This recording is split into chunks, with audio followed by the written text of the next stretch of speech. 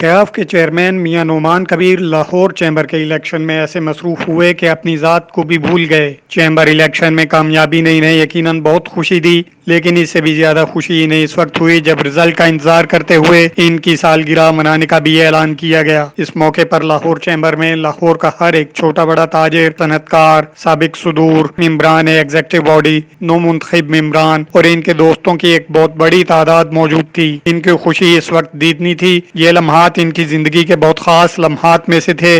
उन्होंने तालियों और मुबारकबाद के शोर में केक काटा और साथियों का शुक्रिया अदा किया। केक काटने की इस खूबसूरत तकरीब में काफी देर तक इनके लिए तालियां बजती रहीं और मुबारकबाद का शोर रहा। इनके साथियों ने इन्हें सालगिरह की मुबारकबाद देते हुए इनकी लंबी उम्र, सेहत और तंदुरुस्ती और मजीद कामयाबी और कामरानी की दुआएं दी।